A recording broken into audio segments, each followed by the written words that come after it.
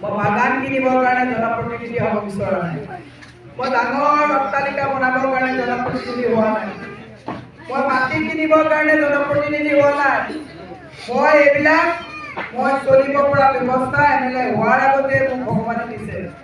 মই এনেকৈ মৰিব বিচাৰোঁ যে কাইলৈ সমষ্টিৰ কাম কৰি মই যদি 10-15 বছৰ পিছত কৰোঁ, সমষ্টিৰ এটা মানুহে যাতে 1 মিনিটৰ কাৰণে হ'লেও মৌনভাৱে মোক স্মৰণ কৰে, তেনেকুৱা বিধায়ক হ'ব বিচাৰোঁ। ৰাহুল গান্ধী ডাঙৰীয়াই কৈছে, ময়ো আপোনালোকক কৈছোঁ, হিন্দী চিনেমা আপোনালোকে চাব, য'ত ডৰতা হে वो मरता है। ভয় খাবলগীয়া একো নাই। বুলডোজাৰৰ ভয়, পুলিচৰ ভয়, ৰদৰ ভয়, শিলগুটিৰ ভয়, মীৰাবৰ ঠাকুৰৰ ভয় নাখায়। কাৰণ যোনে শিলগুটি মাৰে তাৰ হাতত ৰিপৰ্ট কাৰ্ড নাই। মই আমাৰ সমৰ্থকক কৈছোঁ, আমাক কোনোবাই শিলগুটি মাৰিলে কোনেও উল্টাই শিলগুটি নামাৰিব। আমাৰ এই কোনোবাই ৰদ লৈ আহিলে আমাৰ কোনেও ৰদ লৈ নাযাব। আমি এই হিচাপ কলমৰে লিখিম, বিধানসভাত লিখিম। আমি এই হিচাপ ন্যায়গতভাৱে ল'ম। আমি শিলৰ জবাবদিহিৰে নিদিওঁ।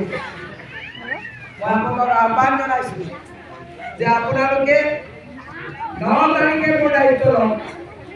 সকলোৱে দায়িত্ব ল'ব লাগিব। প্ৰত্যেকে দায়িত্ব 9 তাৰিখে লওক। মই 4 মে'ৰ পাছত তেজপুৰ সমষ্টিৰ প্ৰতিজন সন্মানীয় ভোটাৰৰ মই দায়িত্ব ল'ম।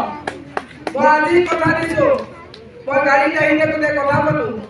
মোৰ লগত যিসকলে দিনে ৰাতিয়ে স্কুটি চলায়, গাড়ী চলায়, এই 9 বজালৈকে মিটিঙত বহি আছে, যোনে মিটিং কৰাৰ অৱকাশ মোক কৰি দিছে, এইবিলাক মানুহৰ এটা বিপদত 1 কিলোমিটাৰ ফায়াৰ চাৰ্ভিচৰ নিচিনা ৰাতি 12টা বজাত বিচাৰিব।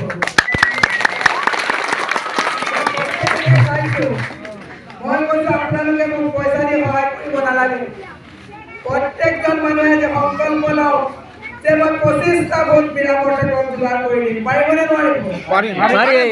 পৰিয়ালৰ 7টা বা 8টা ভোট আৰু আপুনি তাৰ লগত মোৰ 20টা ভোট আপুনি যোগাৰ কৰি দিয়ক। ইনশাআল্লাহ এবাৰ মই জিকিম।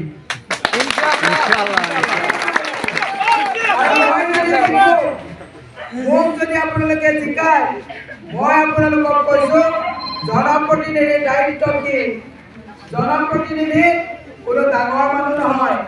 আমি যেনেকৈ পিডব্লিউডিৰ ৰাস্তা বনালে উত্তম নাহাতা, ভাগ্য কলিতাক আমি টেণ্ডাৰ মাৰি কণ্ট্ৰেক্ট দিওঁ নে নিদিওঁ? জনপ্ৰতিনিধিৰ কামটো সেইটো। ৰাইজে টেক্স দিছে, তুমি যোৱা আমাৰ নলা কাম কৰি দিয়া। ৰাইজে কৰ কাটল দিছে, যোৱা তুমি আমাৰ ৰাস্তা বনাই দিয়া। কিন্তু আজি চৰকাৰে পিঠি দিছে, চৰকাৰে মাইনৰিটি মানুহ জেগাবিলাকত ৰাস্তা নবনায়। কিন্তু মই এটা কথা চৰকাৰক শুনিব বিচাৰিছোঁ।